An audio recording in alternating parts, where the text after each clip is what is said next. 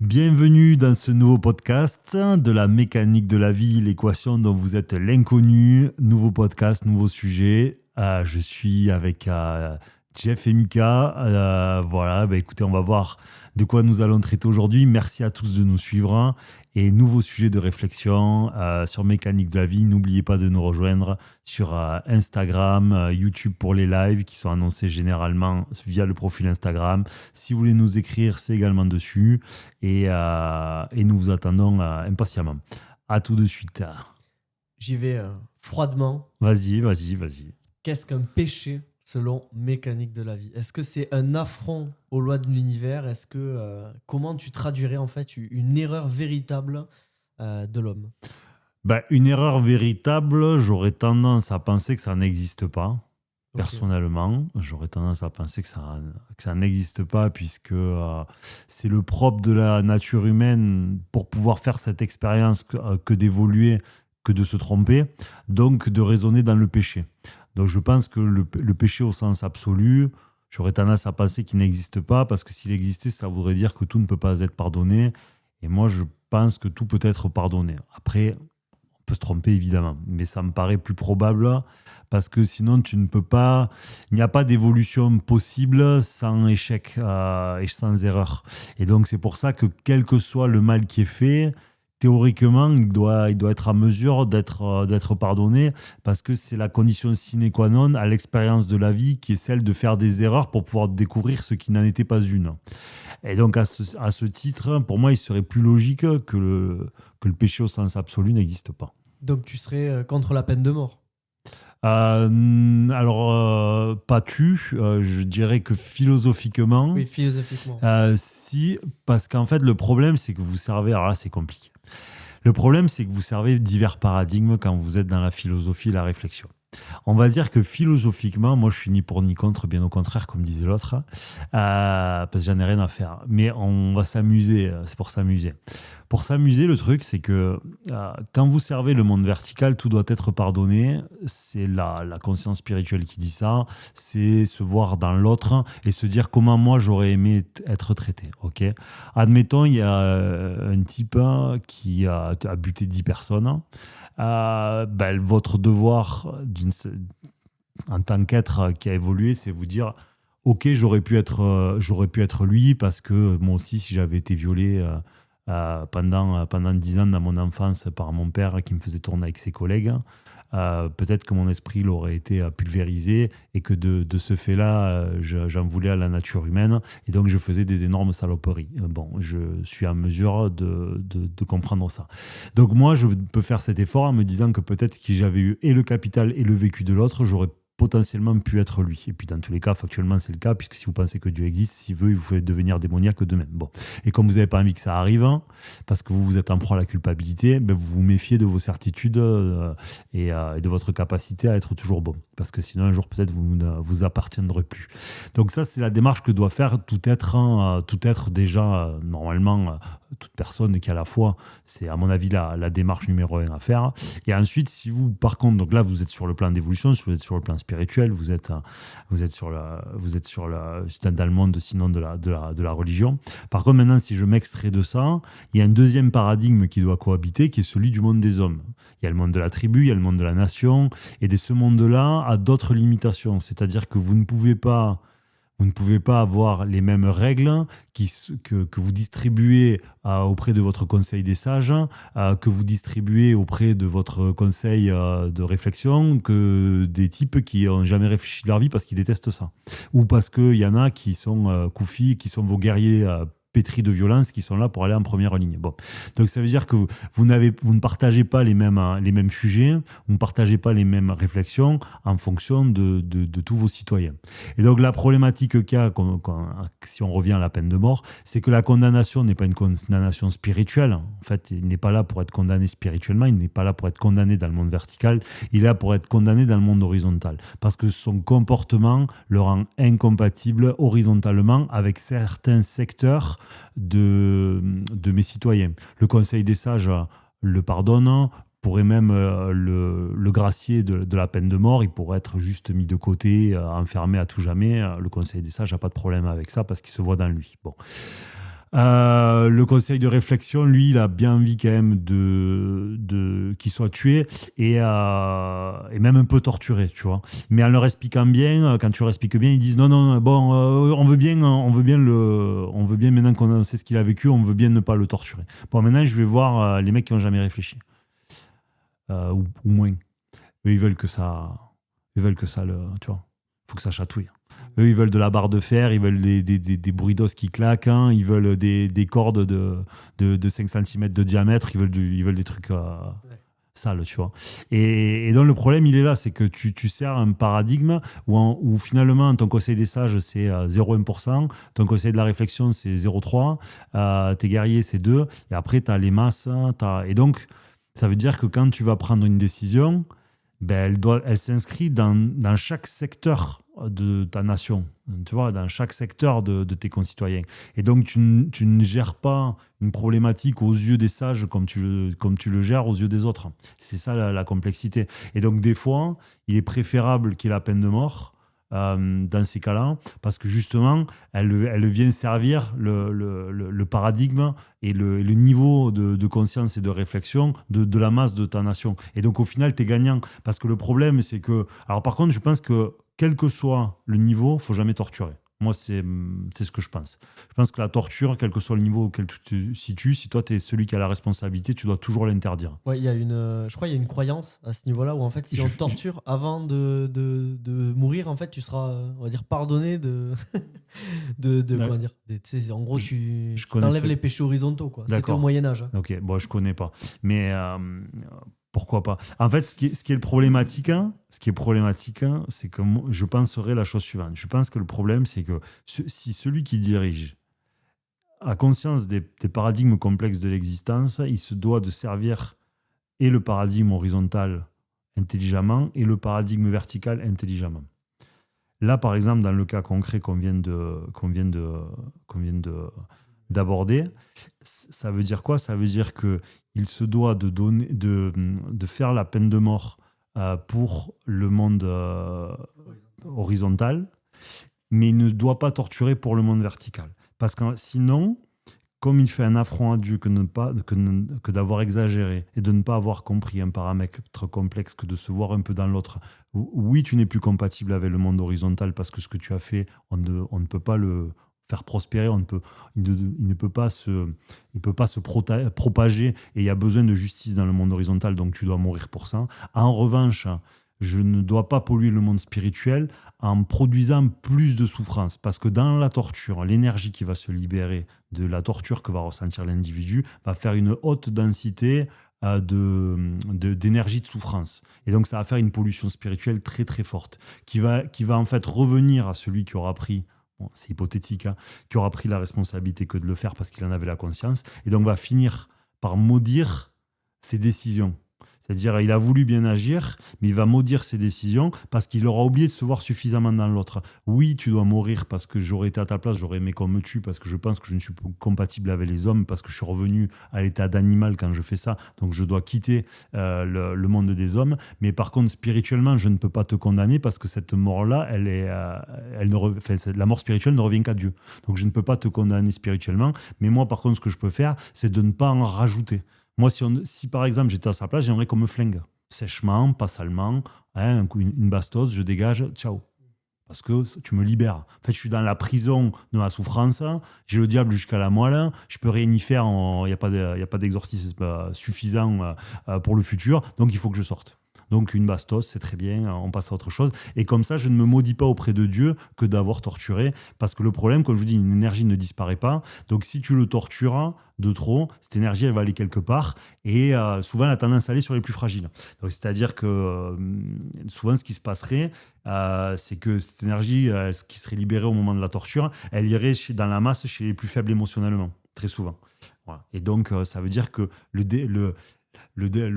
démon, entre guillemets, qu'il y a eu dans cette personne qui l'a conduit à flinguer les 10, cette énergie négative irait peut-être dans les plus faibles qu'il y aurait dans la foule. Et ça, pour pas que ça arrive, il faut que ce soit Dieu qui protège. Et pour que ce soit Dieu qui protège, il faut que celui qui ait la légitimité et la prise de décision sur toute sur toute cette populace, doit le faire en étant éclairé pour qu'en fait Dieu, entre guillemets une fois de plus, bénisse cette exécution pour ne pas que ça puisse aller sur un autre. Okay. C'est que comme une énergie ne disparaît pas, Dieu doit l'annuler. Donc pour qu'elle s'annule, il faut qu'elle soit faite de manière absolue. Ouais. Après, ça reste un jeu dangereux parce que ça donne la légitimité à quelqu'un de vie ou de mort sur un homme. Oui, mais bon, si tu regardes l'Ancien Testament, c'est que ça. Tu regardes la plupart des rois, c'était ça. Ils avaient le droit de vie et de mort. Je veux dire, jusqu'à Jésus, bon, même maintenant, au final, ça fait combien de temps qu'il n'y a plus la peine de mort? C'était les années 70, je ne sais plus, ou même 80. Je ne me souviens plus, 80. Donc, c'est très récent. Donc, le droit de vie et de mort, elle existe encore dans un bon nombre de pays du monde. Mais là, ce qu'on parle, c'est sur une réflexion qui est complexe. Bon, on n'est pas sur ces réflexions-là dans la société. On est, vous êtes pour, vous êtes contre. Tu prends 4 juges, c'est eux qui décident de faire une histoire. Là, on parle dans un absolu et dans une réflexion qu'on essaye de complexifier pour comprendre ce qui ferait qu'une société pourrait se maudire ou non dans le traitement de ces prisonniers ou des péchés de cette société. Le meurtre ne nous maudit pas, en soi, tu penses? S'il est bien exécuté ou selon le contexte? Le meurtre n'est pas une malédiction. Après, il y a meurtre et meurtre. C'est à contextualiser. Je ne suis pas certain que le meurtre... alors, si vous me parlez au XXIe siècle, en Occident, là, tout de suite, vous butez quelqu'un. Dans les paradigmes en place, je pense que vous allez vous maudire, vous allez faire de la dette parce qu'il n'y a pas de raison suffisamment valable, si vous voulez. Bon, je vous sors de ce contexte-là, je vous mets dans un autre, je vous envoie au Moyen-Âge, vous avez des assaillants, bon, on est dans un tout autre contexte. Donc je pense que c'est quand même circonstanciel et qu'il faut tenir les circonstances. Voilà. Le but, dans tous les cas, en tout cas, le monde chrétien est un idéal. C'est un idéal. Quand Jésus te dit t'en la joue, il sait très bien qu'on est des merdes et que la 3/4 du temps, on va le rendre. Voilà. Bon, aujourd'hui, on le fait pas par chrétienté, on le fait par faiblesse. Le monde a un peu changé.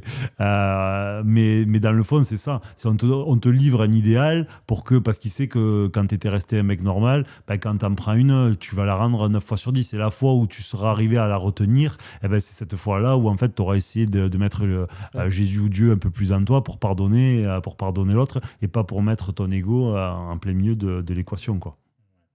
Du coup, en fait, comme tu disais tout à l'heure, la torture, ce serait une absence de pardon.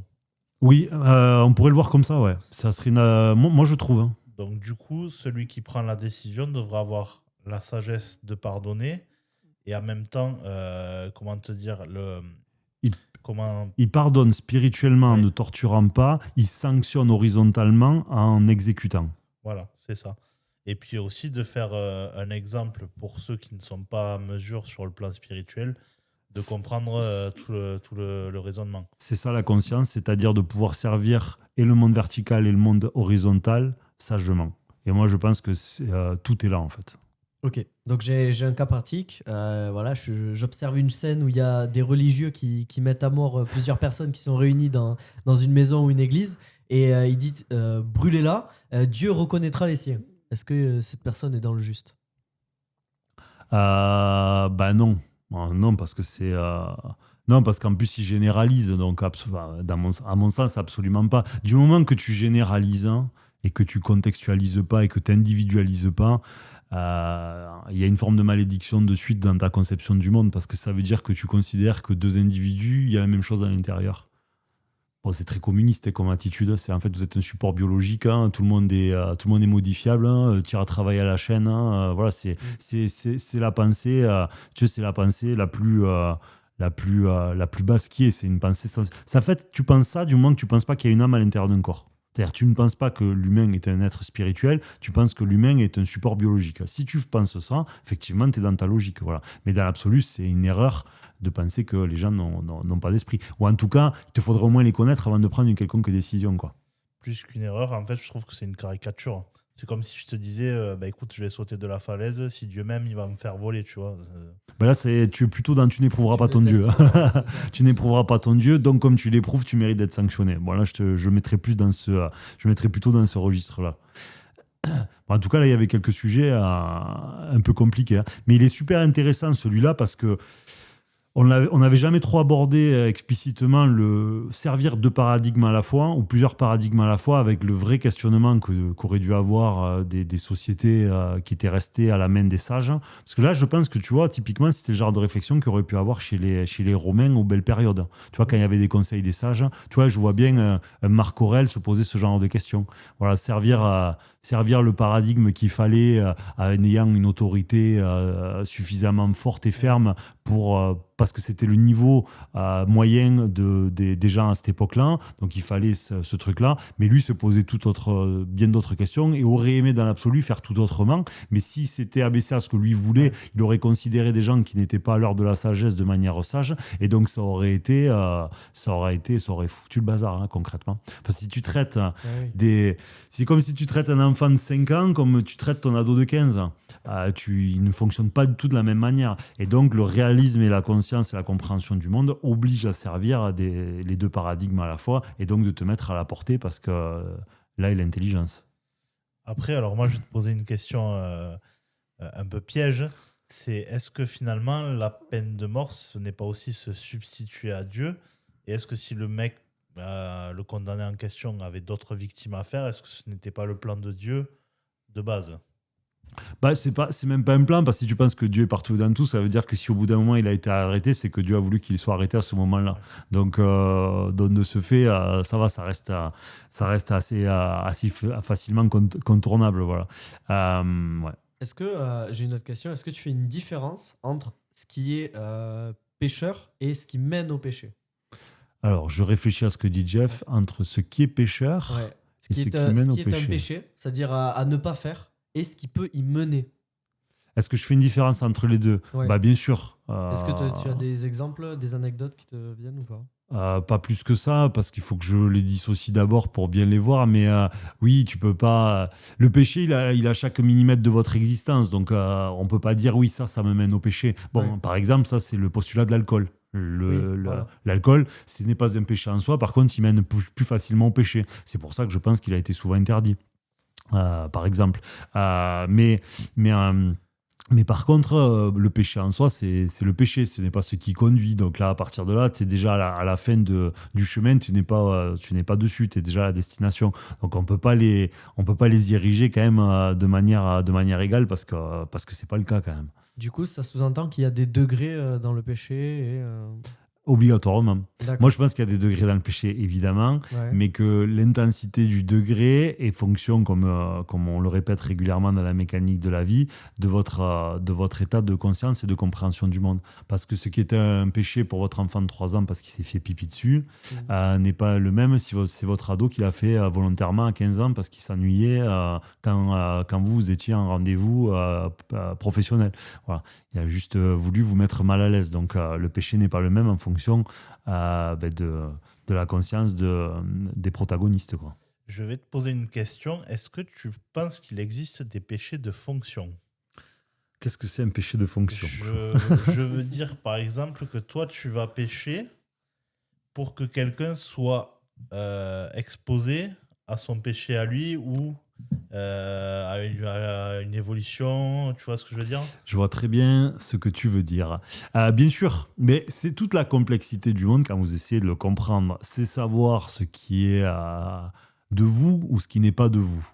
Première difficulté. Est-ce que je suis dans la causalité? Quelque chose me précède ou pas? Bon, première interrogation. Deuxième chose, est-ce que cette chose qui m'a fait faire telle ou telle chose, une fois de plus, ne m'est pas imposée, c'est-à-dire elle me précède, oui, mais dans un intérêt supérieur. C'est ce que veut dire Mika. C'est-à-dire que effectivement, moi, je n'aurais pas péché, je n'aurais pas reculé ma voiture à ce moment-là qui aurait tamponné celle de mon voisin qui ce jour-là s'est mis en colère, qui 2 semaines après divorcera du fait des diverses disputes qu'il aura eu à la maison. Donc je suis dans la fonction, j'ai servi la colère de mon voisin. Mais je crois que la plupart du temps, j'aurais tendance à penser qu'il y a un principe de réciprocité ou avoir reculé. Dieu te disait, t'es pas assez concentré parce que en ce moment tu stresses trop du fait des devoirs de ta fille, voilà, et des problèmes de comportement qu'elle a eu. Comme tu as la tête en l'air, tu as reculé au lieu d'avancer parce que tu n'as pas vu que tu t'es mis en marche arrière, tu as tapé celle du voisin, et donc il y a une double utilité à ce qui s'est passé. Même si je pense que c'est indéniable que très souvent, on sert que la fonction et qu'il n'y a peut-être pas une réciprocité dans ce qui se passe et qu'au final, on ne sert qu'une autre personne. Parce qu'effectivement, plus vous allez vous éveiller, c'est ce qui se passe au sein de beaucoup, je pense, dans leur famille. C'est-à-dire que comme vous le voyez dans les familles, il y a toujours des gens qui se posent beaucoup plus de questions que d'autres. Il y en a qui peuvent beaucoup plus évoluer que d'autres. Et donc, obligatoirement, il y a plus de chances que ceux qui s'en posent le plus on se serve de ceux qui s'en posent moins pour aider celui qui le fait le plus à évoluer. D'accord, c'est comme des sparring partners. Vous avez le champion, qui est le boxeur international connu de tous, et tous ceux qui viennent l'aider à s'entraîner sont beaucoup plus méconnus généralement. Donc ils viennent faire quoi ? Ils viennent servir l'expérience de boxe, et donc l'expérience de jeu ou de la vie du personnage principal qui lui est celui qui peut le plus élever. Mais c'est là où c'est intéressant en plus cet exemple, c'est que quand il va devenir champion ou pas d'ailleurs, ou perdre son combat, quelque part ça va inonder tous ceux qui l'auront aidé. Parce que si lui, par exemple, il va gagner de l'argent, il va prendre de la notoriété, etc., en fait, tout ça va bénéficier à tous ceux qui l'auront accompagné. Et donc, comme ça serait le cas dans l'évolution personnelle, on augmenterait notre capital spirituel. Là, dans ce cas-là, c'est une inondation dans le monde vertical. C'est-à-dire que, excusez-nous, c'est parce que on a un petit chien qui fait des petites bêtises, qui va inonder tous les autres boxeurs, par l'argent, par la renommée, par les sponsors, voilà. Donc c'est beaucoup plus.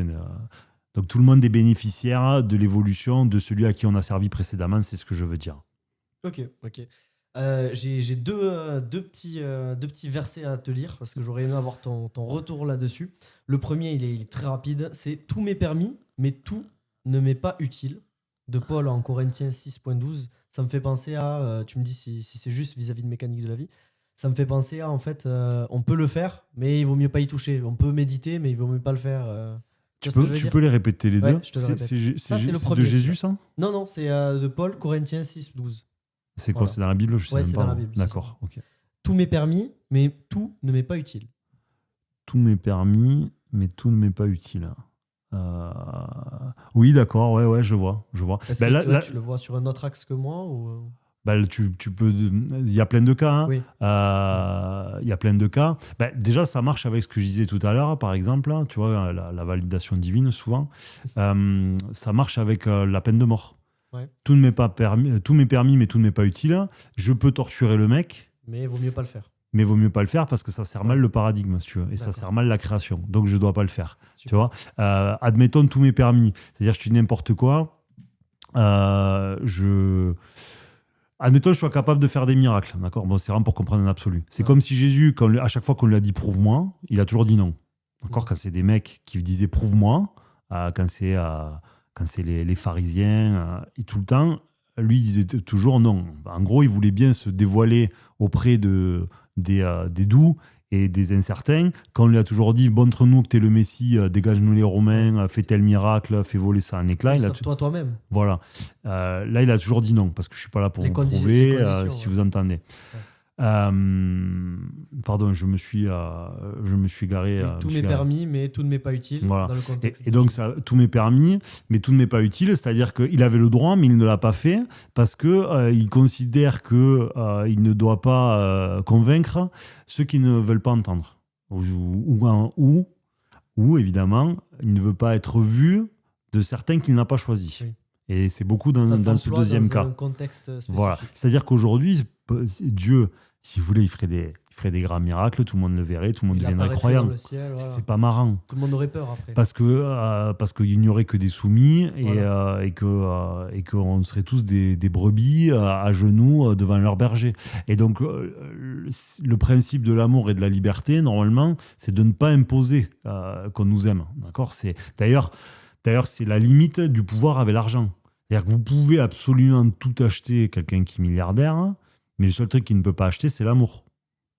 Il peut tout posséder, il peut tout avoir, il peut rallonger sa vie. Peut-être dans 4 matins, il pourra sauvegarder son cerveau, le foutre dans une puce, le sauvegarder dans l'ordinateur et le mettre dans un enfant qui sera né dans une couveuse et lui mettre dans le cerveau et ça sera lui, mais pas vraiment lui.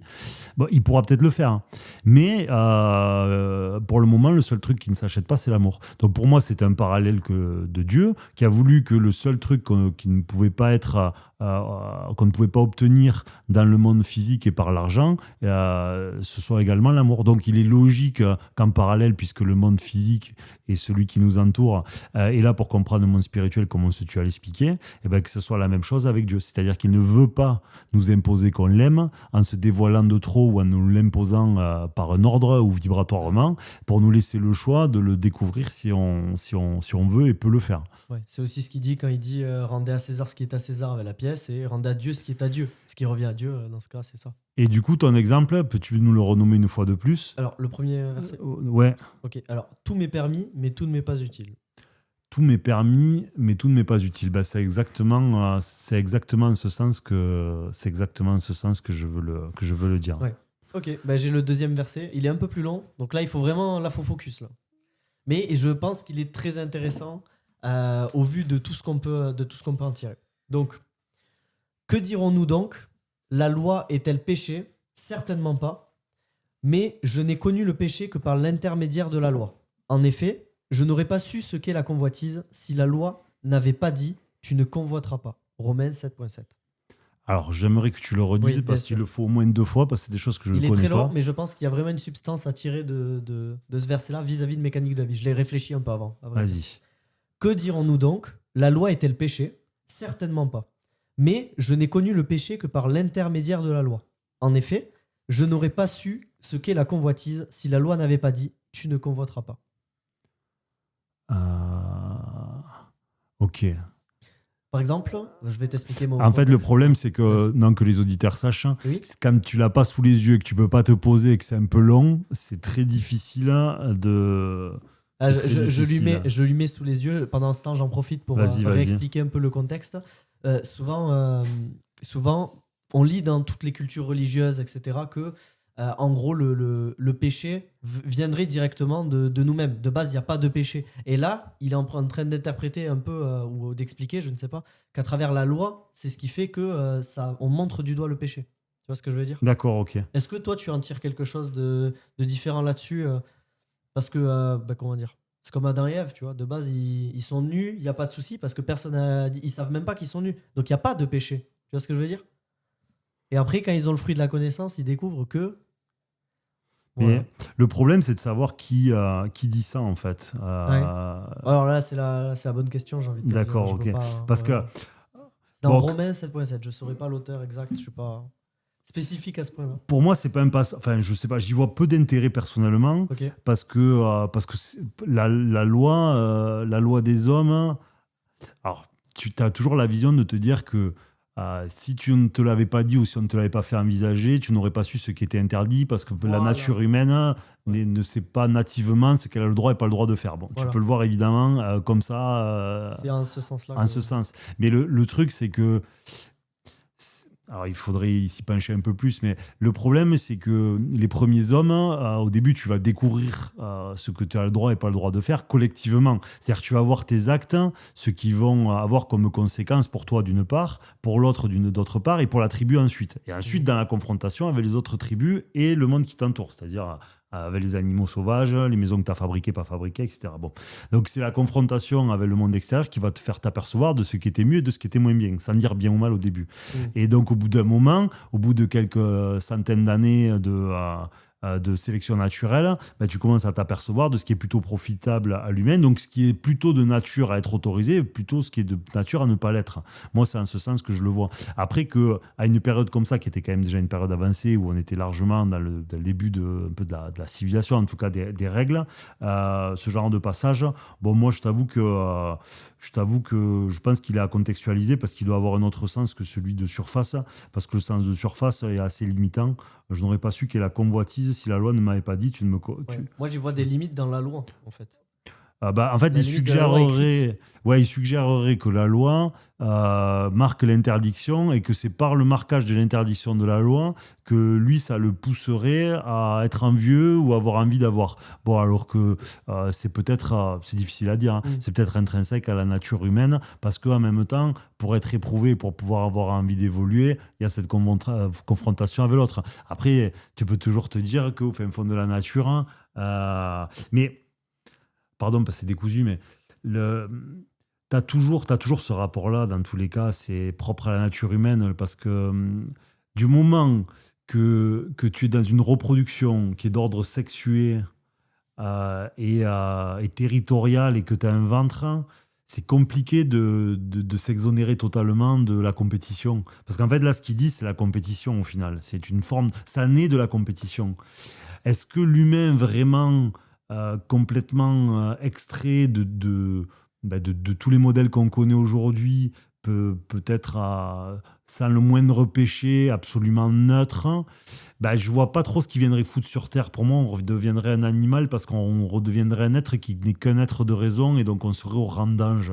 Donc il y aurait peu d'intérêt à la possibilité que ce soit le cas parce que ça voudrait dire qu'on est des humains absolus, on n'est ni dans la convoitise, on n'est pas envieux, on ne veut pas plus, on accepte tout inconditionnellement et à partir de là, au final, on n'est plus des humains, on se transforme en ange. Et donc, je pense qu'il y a une incompatibilité avec l'intérêt de la nature humaine imparfaite pour qu'elle puisse évoluer. Ouais. Mais si l'homme, petit à petit, venait à prendre le chemin de, je sais pas moi, de la compréhension des lois naturelles vis-à-vis de Dieu ou de mécanique de la vie, etc., au bout d'un moment, on arriverait à des sociétés qui devraient tourner un peu mieux, qui évolueraient dans ce sens et donc tendre vers ça.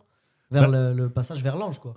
C'est possible, hein, c'est possible. Ouais. Alors après, c'est toujours pareil, c'est toujours Dieu et ce qu'il a prévu pour les hommes. Parce que si le problème, c'est que l'épreuve fait grandir les consciences.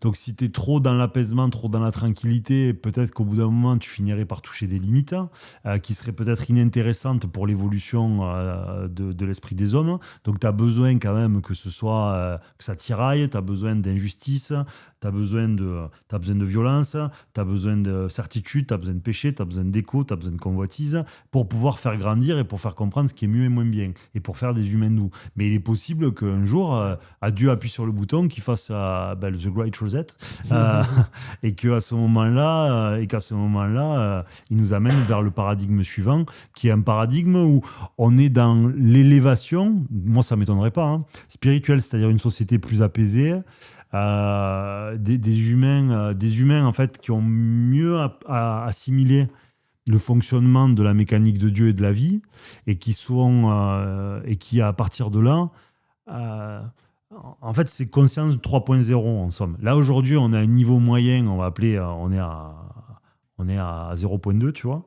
Enfin, on va dire on est à 1.0 et c'est vrai que ça pourrait être très utile à Dieu qu'après ce paradigme qu'on est en train de vivre dans les siècles à venir, on rentre en 2 ou en 3.0, c'est-à-dire on rentre dans un monde spirituel. On redevient en fait des êtres spirituels parce qu'aujourd'hui on est un peu au minimum.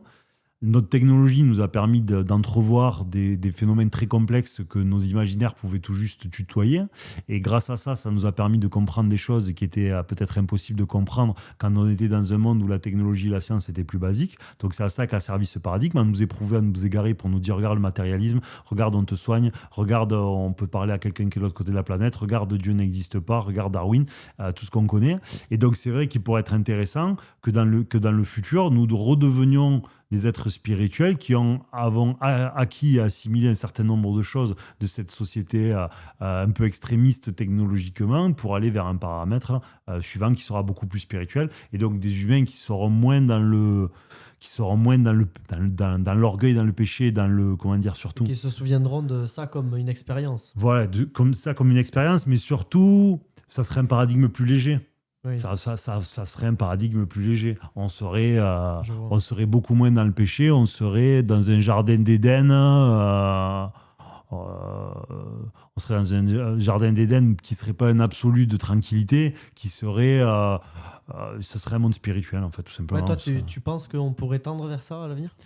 En fait, t'as pas trop le choix, on dirait. Et pourtant, le monde est programmé pour sa destruction, n'est-ce pas? Justement, il faut qu'il se détruise pour passer à ce paradigme-là. Pour passer à un nouveau paradigme, tu penses que c'est pour ça? C'est obligatoire. Enfin, moi, je vois pas comment tu peux passer de l'un à l'autre sans destruction. C'est la destruction créatrice. Hein. Après, tant mieux si ça arrive pas. Hein.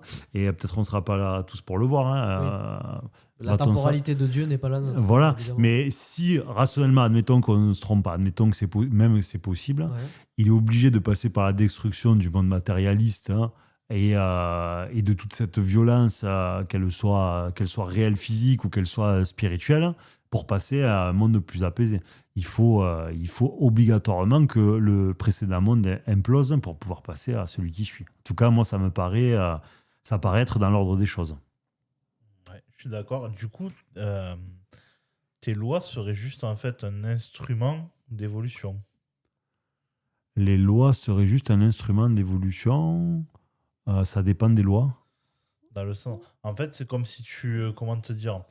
Je pense que dans ce monde que tu dis qui serait élevé supérieurement, tu n'aurais presque plus besoin de loi.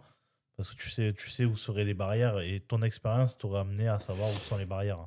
Alors, oui, partiellement. Tu aurais toujours les mêmes lois, à mon avis. Hein. Justement, c'est le jeu, mais tu pourrais aller dans la finesse de ces lois. C'est ça qui est l'intérêt. C'est-à-dire qu'aujourd'hui, on est dans le. En fait, on va prendre de l'or. Bon. Ouais. Là, ton but, c'est de trouver du gisement. Tu vois, là, on est dans l'époque, il faut trouver des gisements. Donc, tu envoies des mecs, ils font du carottage, ils regardent s'il y a de l'or, pas de l'or. Voilà, on est là-dedans. Bon. Ensuite, tu as celui qui l'extrait. Ensuite, tu as le camion qui l'amène. Ensuite, tu as le bijoutier qui commence à faire des bijoux. Après, tu as l'orfèvrerie. Après, tu as t'as l'artiste, tu vois, à l'état pur, qui peut façonner des choses que personne ne peut faire. Bon. Donc, ça veut dire qu'il y a des strates. Là, spirituellement, aujourd'hui, en moyenne, hein, je vais parler en moyenne, bon, on est entre la mine et le camion, tu vois, on est à peine en train d'extraire 4 conneries, quoi.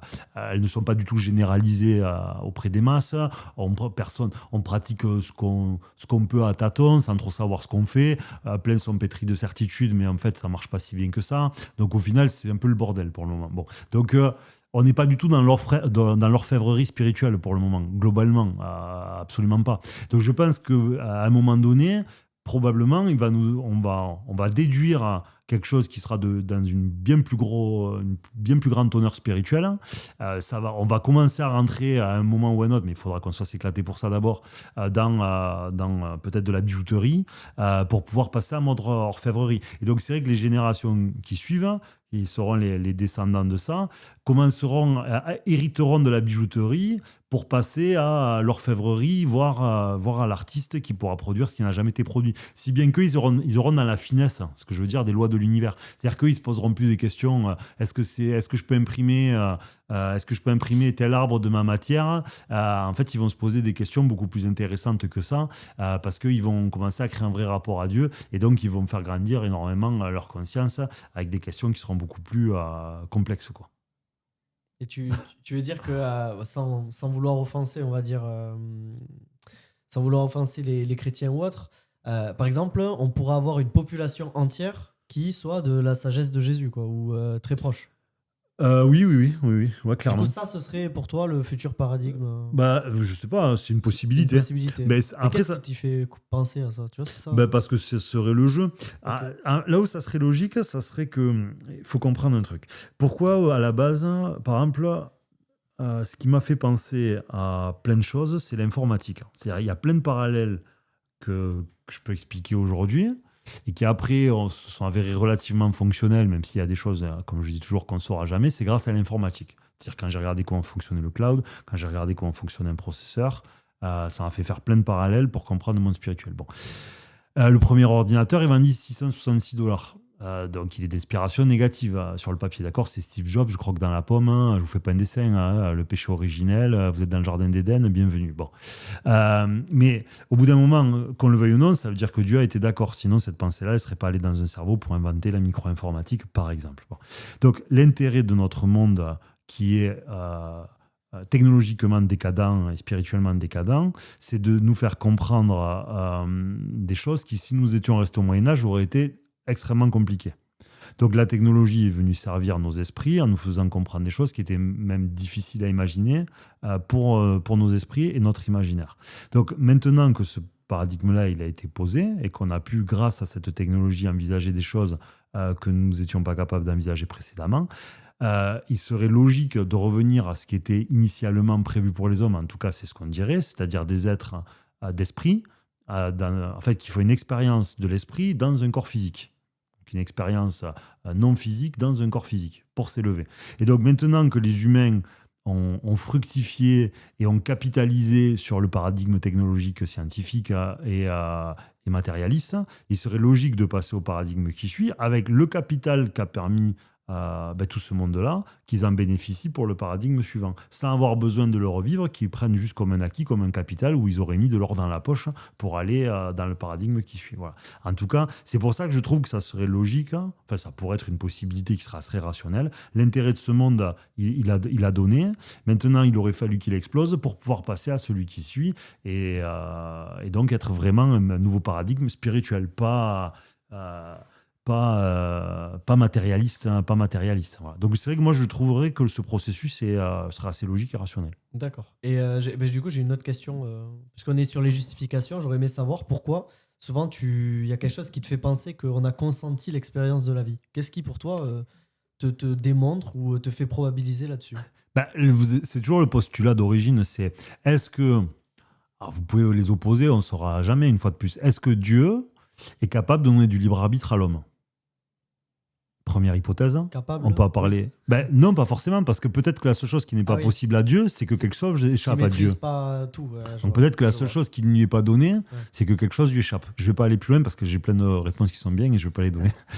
Peut-être que c'est la seule chose la seule possibilité qui n'est pas donnée à l'intelligence absolue, c'est de laisser quelque chose se passer sans qu'il le veuille. C'est peut-être possible, tu vois. Donc peut-être qu'il n'est même pas possible à Dieu. La seule chose qui n'est pas possible à Dieu, c'est de donner la liberté absolue à quoi que ce soit. Peut-être que ça ne lui est même pas. Que c'est la seule chose qui n'est pas possible. Voilà, tant son omnipotence présence ne peut pas se passer de lui. C'est possible. Bon. Maintenant, on va partir du principe que c'est possible. Je n'expliquerai pas par quel biais parce que je ne veux pas. Que nous puissions être des êtres de liberté. C'est-à-dire que des choses échappent à l'omnipotence et présence de Dieu et que nous puissions nous autodéterminer partiellement ou totalement. Bon. Déjà, avant l'incarnation, à l'état d'âme, il est possible que là, on soit arrivé, on a été créé, on dise bon, moi je veux évoluer plus, je veux être plus proche de toi, je veux aller faire l'expérience terrestre que tu m'as dit qu'elle serait à la main du diable, parce que sinon je ne serais pas éprouvé, je ne pourrais pas grandir. Oui, les enfants, je suis désolé, si je vous refais, si c'est moi qui administre, c'est le jardin d'Éden, donc c'est nul en fait. Vous n'avez pas évolué, vous serez des anges à tout jamais, donc ça ne sert à rien d'aller vous incarner. Donc pour que vous puissiez évoluer, il faut que je donne ce monde-là au diable. Est-ce que vous voulez être sûr que vous voulez jouer à ce jeu-là et que je laisse le monde qui vous administrerait pendant cet espace-temps être administré par le mal? Oui. Voilà, peut-être qu'on a tous dit oui, et c'est pour ça qu'on trouve ce monde injuste. Donc peut-être qu'avant même notre incarnation, nous avons tous consenti à l'expérience qui est le monde terrestre et le monde incarné. Et voilà. Maintenant, pourquoi je dis peut-être qu'on a été libre de choisir de venir, d'accord, mais peut-être que nous ne sommes pas libres, nous, en tant qu'esprit incarné. C'est-à-dire, dans l'incarnation, nous ne sommes pas libres, nous avons été libres de venir, vivre une expérience, mais nous ne sommes pas libres de la vivre, de comment la vivre. Ça, c'est possible qu'on n'ait pas été... Okay. D'accord, peut-être qu'on n'est tous pas libres de la vivre. On a été libres d'en faire l'expérience avant et de venir, mais on n'est peut-être pas libre de changer quoi que ce soit dessus. Ça, c'est possible. Après, c'est pas bon, on a déjà abordé, mais c'est pas la théorie que je privilégierais. J'aurais tendance à penser plutôt que on a choisi de venir, ça me paraît être le plus probable pour plein de raisons, qu'ensuite, une fois qu'on est venu, notre libre arbitre s'active, plus on va retrouver notre liberté intérieure, c'est-à-dire ce fameux s'exorciser, ce fameux djihad intérieur, ce fameux sortir de la causalité.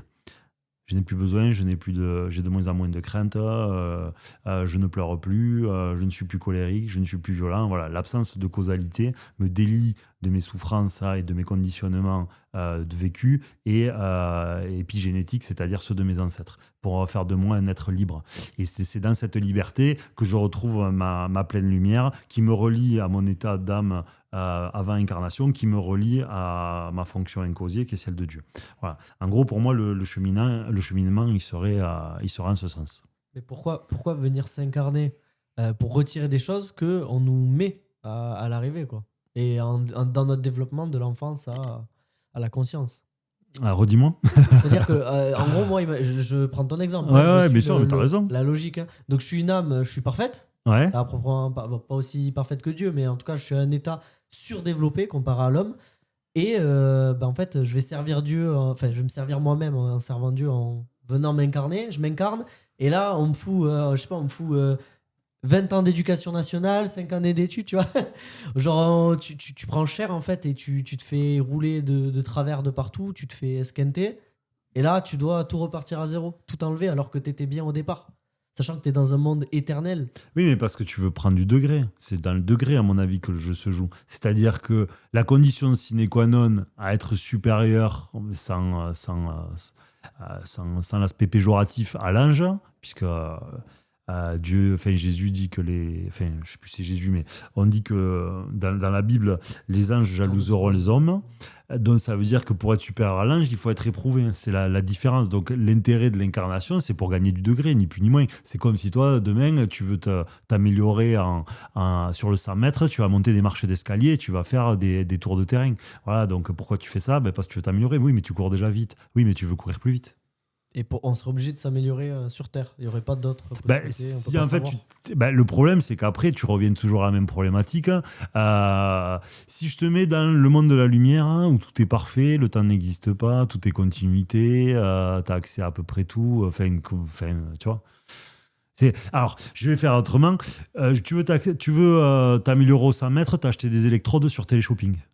Voilà. Pour te renforcer musculairement, tu mets des électrodes sur la cuisse et sur le mollet. Et voilà. Bon, c'est à peu près du même niveau. C'est-à-dire que tu veux t'améliorer spirituellement, mais tu veux pas aller te confronter au monde de l'incarnation. Le problème, c'est que ça va être extrêmement limité, parce que quand tu es dans la noyade de la lumière et de la je vois. Mais c'est qu'il y a un paradoxe aussi entre le fait de... on est une âme, on est éternel, et là, on est coincé dans une temporalité. Du coup, si on est éternel à l'état d'âme, ça veut dire qu'on a déjà vécu cette temporalité. On l'a vécu et on vient de la vivre en même temps. Tu vois ce que je veux dire? Oui.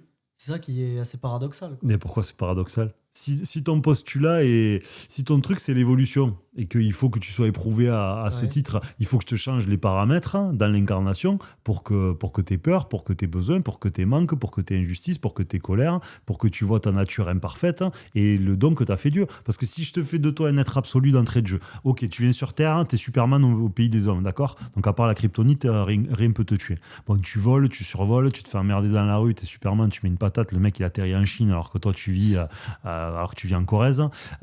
Tu vois le truc? Donc t'es survolté en fait, t'es suréquipé par rapport au truc. Donc obligatoirement, je me dois de changer tes paramètres et tes forces et tes faiblesses pour que tu puisses t'améliorer. Parce que si tu viens déjà en tant qu'être absolu, ta piste, en fait, tes perspectives d'évolution sont beaucoup plus compromis et sont beaucoup plus réduites. Donc c'est obligé que je fasse un être affaibli. Je vois. Pour qu'il puisse retrouver sa nature divine, si tu veux. Ouais. Du coup, toi, tu es persuadé qu'à l'état... probabiliste sur le fait qu'à l'état d'âme, on a une conscience bien supérieure. En tout cas, après la mort ou avant la naissance. Ça paraît beaucoup plus logique, ouais. Oui, d'accord. Puisque c'est le mental qui vient jouer les réducteurs pour moi. Je pense, après, je n'ai pas de certitude, mais pour moi, c'est le mental qui va venir jouer les réducteurs parce que du moment que toi, tu viens rajouter à ton origine...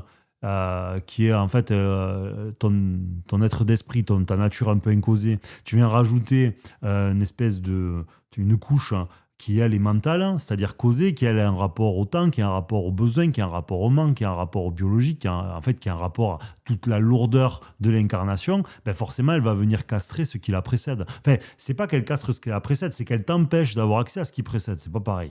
Elle t'empêche d'avoir accès à ce qui précède. Donc ce qui fait que tu vas être que dans le...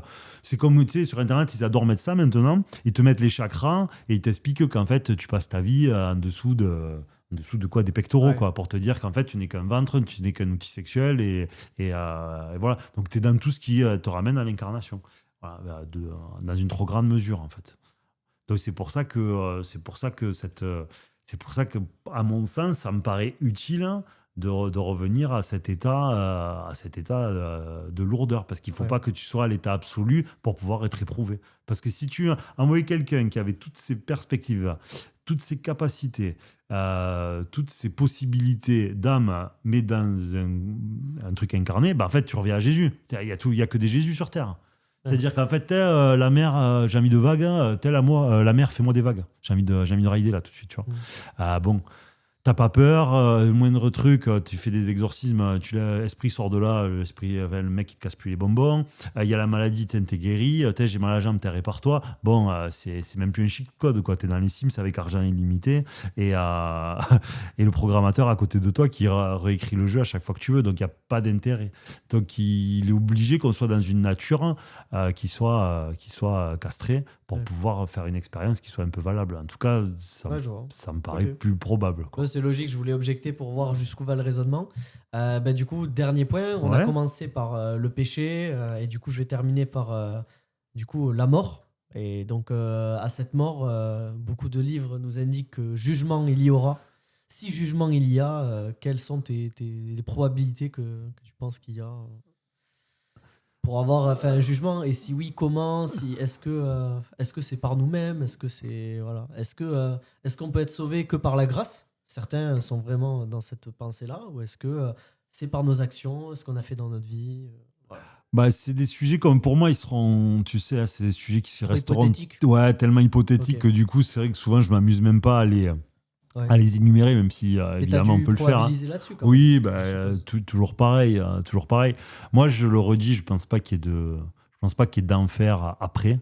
C'est-à-dire que l'enfer, c'est la spirale karmique où peut-être tu reviendrais, où tu lèguerais des dettes pas possibles à ta descendance. Ça serait plus sous cette forme. Et donc, à l'état incarné, tu vivrais une espèce de spirale causale de tes péchés qui te sont éternellement représentés, pas éternellement, mais très longuement représentés. Et voilà, parce que le problème, c'est que si Dieu est amour, et c'est ce qu'il a l'air d'être au vu de tout, je ne vois pas la possibilité en fait qu'il s'acharne éternellement sur qui que ce soit qui a mal fait. Déjà, nous on est des merdes et très sincèrement, je vois pas qu'est-ce qui ne justifierait pas de donner le pardon. Et on n'est que des hommes. C'est-à-dire, le donner, ça ne veut pas dire que c'est ok, hein, c'est Dieu qui fait ce qu'il veut. Mais déjà, admettons, tu mets une file, tu peux me dire ce que tu veux. Tu vas raconter l'histoire, on va peut-être avoir les dents qui crissent, tu vois. Mais on pourrait déjà le donner à tout le monde. Donc si nous, merde d'humains que nous sommes, certains d'entre nous sommes capables de donner le pardon sincère à n'importe qui, je présume qu'il n'est pas très très difficile à Dieu de le faire. Bon, même s'il fait ce qu'il veut, ça me paraît rationnellement très probable, si tu veux. Donc premier problème pour moi au sujet du jugement dernier. Personnellement, j'aurais plutôt tendance à penser que c'est un chantage parce que l'humain a besoin de rationalité et la rationalité de l'humain, c'est la menace. L'humain, il a besoin de lui dire si tu fais ça, je t'éclate, si tu fais pas ça, je t'éclate. C'est le cadre, parce que tu sais, c'est la vieille expérience scientifique où quand tu mets les enfants dans une pièce, tu les mets avec une caméra, sans caméra, tu leur dis il y a quelqu'un dans la pièce qui te voit et qui te voit. L'enfant ne fait pas de bêtises alors qu'il n'y a personne dans la pièce. Tu mets le même enfant dans une pièce où tu dis qu'il n'y a personne et il fait des bêtises. Donc, c'est-à-dire que la nature humaine, du moment qu'elle est déliée d'un potentiel créateur ou d'un potentiel regard ou qu'elle peut être vue malgré qu'elle croit qu'elle ne l'est pas, elle n'agit pas du tout de la même manière. Donc, c'est vrai que ça aurait tendance à raisonner en ce sens pour moi, où c'est plutôt de l'ordre de la menace que de la vérité. Voilà. Ceci dit, il y a quand même une forme de réalité dedans, parce que tu te retrouves dans un truc où tu maudis ta descendance malgré tout, tu vois. Et ça a l'air plutôt effectif et plutôt réel. Si t'en as pas, quand bien même t'en es pas, ça veut pas dire que tes péchés, enfin tes erreurs ne peuvent pas aller chez un neveu, ne peuvent pas aller chez un enfant que tu croises dans la rue. Ça, c'est notre rationalité, parce que nous, on voit toujours les choses de manière génétique et pas de manière énergétique. Rationnellement, 5 ans avant ta mort, tu sympathises avec un petit voisin et tu le sais pas, mais il vient de tout récupérer. Et Dieu fait bien ce qu'il veut. Et donc, il y aura un morcellement de ta vibration ou de ton âme, puisque tous les humains sont reliés. Il y a toujours, entre une chose, il y a toujours quelque chose. Donc, rien ne t'empêche d'être relié à cet enfant qui va hériter de tes dettes à toi, qui te seront du coup représentées, mais sous une forme que ton imaginaire n'avait pas envisagée. C'est-à-dire que tu n'es pas dans la forme stricte de la réincarnation, tu n'es pas dans la forme stricte par rapport à la génétique de la réincarnation, mais comme tous les humains sont reliés, puisqu'entre deux choses, il y a toujours quelque chose. D'un point de vue quantique, tu te retrouves avec ta propre énergie dans un autre corps, et donc c'est toi, c'est ton prolongement de toi-même qui t'est représenté, donc ta dette dans l'absolu. Et donc tu penses que tu échappes au jeu, mais tu échappes pas du tout, tu es toujours dans le cycle de ce jeu compliqué, quoi. Et tu n'y échappes pas. Donc moi, je ne serais pas étonné que l'enfer, ce qu'on croit être l'enfer, ne s'exprime pas du tout sur la façon dont nous, on l'imagine, c'est-à-dire qu'après la mort.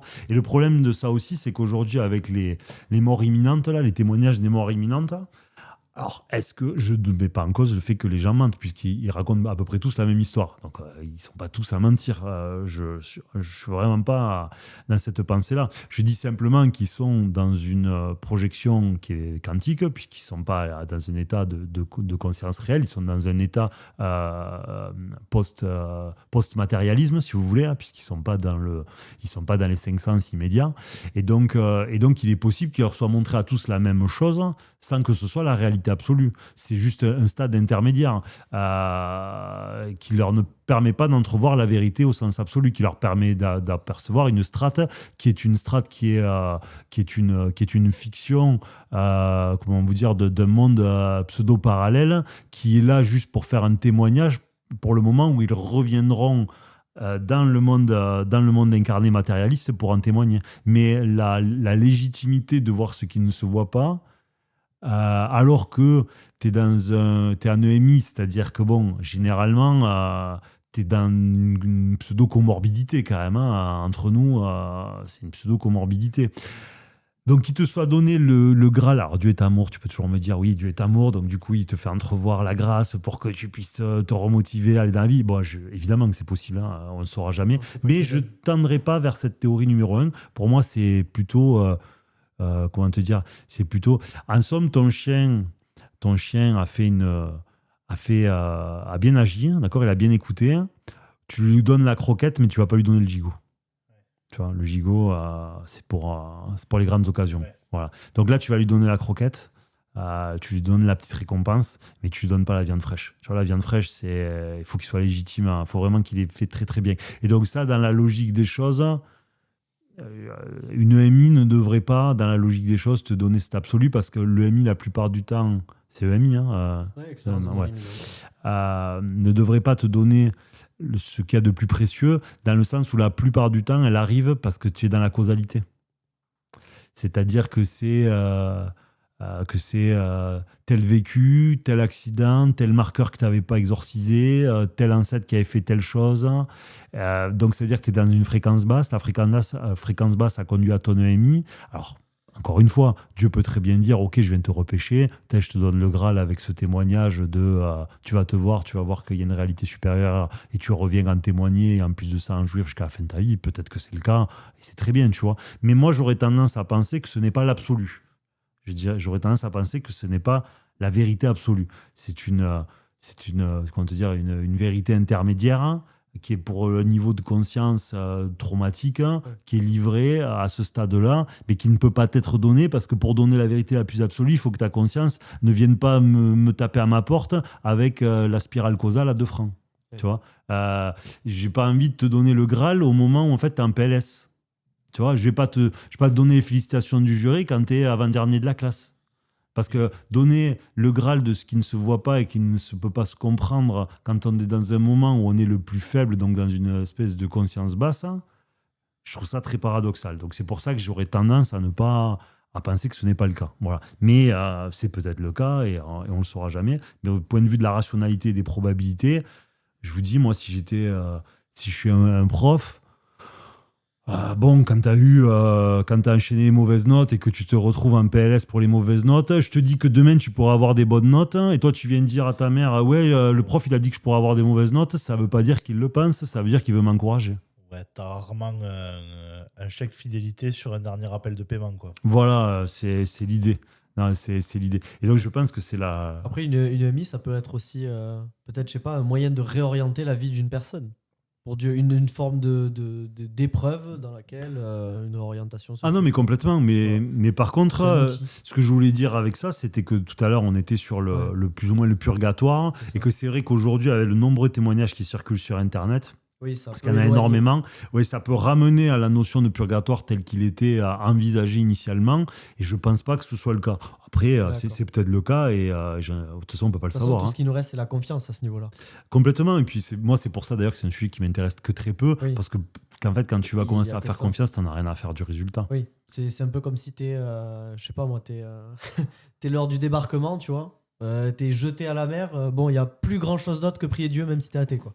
Bah, Je veux dire, bah, bien sûr. Voilà. Non, mais c'est le cas. Hein. C'est le cas. Donc, c'est vrai que moi, de ce fait-là, je me prends pas du tout la tête avec comment on pourrait s'orchestrer le purgatoire, parce que bon, ouais. tous les champs des possibles sont ouverts à ce sujet, donc Ouais. autant les garder ouverts. Hein. Oui, surtout qu'après, tu gardes cette notion d'équilibre, donc quelque part mettre un terme, par exemple, comme tu disais, d'aller en enfer. Est-ce qu'à ce moment-là, tu vois ce que je veux dire? Tu ne donnes plus à la possibilité de rééquilibrer. Oui, oui, Tu oui, vois ce que oui, je veux te oui, dire? oui, bien Si sûr, tu bien pars sûr, que bien tout sûr. doit être un équilibre et que forcément aucun humain est neutre, sauf allez, Jésus peut-être, et encore, euh, forcément quand tu vas toi atteindre la fin de ta vie, tu ne seras pas neutre. Donc si on t'arrête à ce moment-là, tu vas rester avec quelque chose Oui, qui... c'est un Tu vois ce que décalage. je veux Hein. dire? C'est un Voilà. décalage. Bah, après, seul le net est positif, c'est un absolu pour le monde incarné. Dieu, après, pourrait, au stade supérieur, changer complètement cette règle et que lui le distribue comme il voudrait. Donc, pour moi, ça ne serait pas complètement fixe. Mais par contre, ce que tu dis, moi, je le valide assez parce que je pense que justement, c'est comme vous dire que tu serais, comment vous dire, dans une éternité. C'est comme si vous voulez torturer quelqu'un éternellement. Bof, quoi, tu vois. Enfin, rien ne peut-être lui laisse faire penser croire. ça, en fait. Rien Peut-être ne... lui faire croire que C'est bien de le l'enfer, faire croire. jusqu'à ce qu'il soit au bout du bout du bout du bout, et là, lui tendre la main. Voilà, c'est bien de le faire croire. Par contre, je pense pas que ce soit le cas, personnellement. De toute façon, l'être humain marche toujours mieux au bâton qu'à la carotte. Hein. Bah, ça, on est bien d'accord. Donc, autant qu'il y ait les deux. Ouais, c'est ça. Autant qu'il y ait les deux, c'est comme ça que se sont orchestrés la vie des hommes depuis très longtemps avec leurs croyances, le bâton et la carotte. Mais Dernière part. Attends, je t'ai coupé. Vas-y, pas du tout. Dernière question existentielle. Est-ce que on rajoute des péchés au rappeur Werenoi qui est décédé quand on écoute sa musique? je sais pas, je connais pas l'histoire. T'as pas vu l'histoire? Non. Bon, en gros, il y a eu une grosse polémique sur le média X où, en gros, ils disent que quand on écoute les musiques, apparemment, ce serait une tradition musulmane, de ce qui me semble. Quand on écoute les musiques de quelqu'un qui est décédé, on lui rajoute des péchés vis-à-vis de Dieu. D'accord, ok. Voilà. Bon, dans Mécanique de la vie, tu es plus à même de décaler sur ça ou... Bah en fait, son nom aurait pas été nommé, je me serais peut-être plus amusé à le commenter. Maintenant qu'il est nommé, bon, même si je sais pas qui c'est, ça me donne encore moins envie de le faire. On rajoute des péchés parce qu'on écoute la musique. Le problème, c'est que ça veut dire qu'au bout d'un moment... C'est intéressant. En plus, c'est intéressant parce que vibratoirement parlant, la musique a un impact. Sur Oui, l'homme. oui, tout à fait. Ouais, clairement. Ça fait partie du monde invisible, ça a une influence sur nos émotions, etc. Et tout. Donc, est-ce que, moi, à titre personnel, je pense pas, mais je ne sais pas, je peux tout remettre en question. Est-ce que le fait d'écouter la musique de quelqu'un de décédé a toujours une influence sur son énergie, son âme ça, c'est fort probable, puisque... Parce qu'on serait tenté de se moquer, mais parce que... Alors, sans me parler de ce cas-là que je connais pas, normalement, d'un point de vue de la pure rationalité froide, ça doit être le cas, parce qu'il faut comprendre la logique. Un chanteur fait une création. La création, c'est sa musique. Sa musique, elle lui appartient à tout jamais dans le grand livre qu'est la vie. D'accord, sans même parler de rituel. Okay. Mais oui, derrière, il y a son énergie, puisque c'est lui. Donc, admettons que lui, ce soit un démon, il y a son énergie démoniaque derrière sa musique, que vous le vouliez ou non. Bon. Dans le grand livre de la vie, dans 10 000 ans, 1 milliard d'années, ou même dans tout ce que vous voulez, ça aura toujours été, cette musique-là lui reviendra, d'une manière ou d'une autre. En tout cas, il aura contribué à la création de cette musique sans aller trop loin. Bon. Maintenant, pour une raison X ou Y, il décède, et d'autres continuent à alimenter cette musique. C'est-à-dire que quand vous écoutez cette musique, vous récupérez le certificat de création de celui qui l'a fabriqué, donc de lui. Donc ça veut dire que ça va susciter de l'énergie chez vous, d'une manière ou d'une autre quand vous allez l'écouter. Votre énergie à vous, elle ne disparaît pas, puisqu'une énergie ne peut pas disparaître. Elle va quelque part, donc elle peut s'entremêler avec la sienne, par essence. Donc forcément, vous allez continuer d'alimenter le résidu, alors pas son énergie, parce que son énergie, lui, elle n'est plus là, mais son égrégore, c'est-à-dire sur le certificat qui lui revient. C'est comme si à chaque fois, vous rajoutez une signature sous le certificat vibratoire qui lui revenait. Donc forcément, vous allez avoir un échange. Ouais. Forcément, il y a un échange qui se fait. Donc, rationnellement, ça paraît logique que ce soit le cas. Ça paraît logique que ce soit le cas. Après, ça ne veut pas dire que c'est extrêmement négatif, ça ne veut pas dire qu'il ne faut pas le faire, etc. Mais obligatoirement, puisque tout vit, rien ne disparaît, et que tout est énergie, dans la logique des choses, oui, c'est comme ça que ça doit fonctionner. Donc de quelque chose dont on rigole de base, dire ça rajoute des péchés, on ne sait pas véritablement l'impact que ça a. Tu ne sais pas si alors que ça rajoute des péchés, est-ce que lui va hériter de plus parce que les gens le font? S'il faut, non. À la seconde où c'est fini, c'est annulé. Ça, c'est non. Les deux sont possibles. Les deux sont possibles. Mais les deux sont possibles. Ouais. Après, c'est drôle comme sujet parce que ça touche directement notre analyse qu'on fait sur Mécanique de la vie de toutes les influences vibratoires, fréquences, etc. Du moment que tu commences à sortir du monde physique et de penser en fréquence et en énergie, ton paradigme il change complet. Hein. Et donc tu dois tout réentrevoir d'une manière complètement différente. On ne se rend même pas compte en fait, au quotidien de l'influence que ça pourra avoir sur après ou avant. Complètement. Complètement. Comme tu disais, obligatoirement, tu nourris un égrégore dans le sens où, par exemple, quelqu'un qui a écrit une chanson triste, comme exemple, allez, je vais dire Ne me quitte pas de Brel. Tu te doutes qu'il n'a pas écrit ça en lune de miel. Et donc, forcément, les gens qui vont l'écouter vont être dans cette même vibration, dans cette même fréquence. Quand ils l'écoutent, tu n'écoutes pas Ne me quitte pas de Brel quand tu es en train de faire une belote avec tes potes. Quoi, tu vois. Bien sûr. Donc, est-ce que ça fait des péchés en plus pour celui qui est parti? Honnêtement, on ne le saura jamais. Oui, ça peut évidemment. Après, c'est pas notre problème. Nous, on est là pour nous. Mais c'est tout à fait probable. En tout cas, c'est vivant. Vous pouvez pas. Il est peu probable qu'il n'y ait rien de vivant après. Ça, c'est sûr. Alors après, s'il faut, lui, ça ne lui rajoute pas des péchés, mais ça en rajoute à vous. Parce que du coup, en vous reliant à quelque chose qui était négatif, ça vous fait vibrer la mauvaise corde chez vous, etc., etc. Bon, ça, c'est possible. Et même si on écoute Jacques Brel, par exemple, c'est pas une bonne chose. Mais après, il ne faut pas tomber dans l'excès. Hein. Je ne vais pas arrêter d'écouter. Il faut pas tomber dans l'excès. Mais du moment, comprenez la logique. Hein. Si vous vous abandonnez à quelque chose qui vous enivre, vous êtes possédé. Ouais. C'est aussi simple que ça. Donc, si vous êtes possédé, c'est quelque chose a du pouvoir sur vous. C'est quelque chose a du pouvoir sur vous. Vous sortez un peu de la lumière. Voilà. Donc, évidemment, vous le faites à un degré qui est tellement infime que ça fait que dalle. C'est au même titre que celui qui a fumé une seule clope dans sa vie ne va pas mourir. Voilà. Mais il faut comprendre que ce mécanisme est très probable, par contre, parce qu'il est assez logique rationnellement. Donc, si vous faites ça à l'échelle d'une vie dans plein de secteurs, c'est plein de petites cigarettes que vous fumez. Donc, à la fin, vous allez choper un cancer. C'est là où il faut... Et puis, le fait de le comprendre annule partiellement l'effet de la cigarette et de la musique. Vous dire, OK, cette musique-là me fait du bien, je me remplis de quelque chose que je n'arrive pas à m'apporter moi-même, fait qu'il y a une annulation partielle de la dette que vous auriez pu contracter. Ça peut vous être représenté autrement, plus consciemment. En vous abandonnant à cette chanson qui vous nourrit, alors que vous n'arrivez pas à vous amener vous-même cette nourriture. Voilà. Super. Merci de nous avoir suivis dans ce nouveau podcast de Mécanique de la vie. Merci à Jeff et à Mika d'avoir été là. Et à très bientôt sur la Mécanique de la vie, l'équation dont vous êtes l'inconnu. Allez, petite bande-annonce. T'as envie de rejoindre l'équipe des mécanos, d'échanger, d'apporter ta pierre à l'édifice ou juste d'aller plus loin? Patreon Mécanique de la vie. C'est une application pour la création de contenu. C'est gratuit, ouvert et dessus, il y a plein d'autres mécanos. Et si en plus tu veux nous soutenir, il y a des abonnements avec des outils et du contenu exclusif. Si tu préfères nous parler directement, on peut discuter en vocaux. Si ta question est courte, évidemment, c'est offert. Échanger plus longuement, c'est possible et c'est 1 € la minute. Suis-nous et écris-nous sur Instagram ou sinon sur mécaniquedelavie.com. Cet épisode est aussi disponible sur Spotify, Deezer, YouTube, Apple Podcast et bien d'autres plateformes. Merci de votre soutien et à bientôt les mécanos sur Mécanique de la vie, l'équation dont vous êtes l'inconnu.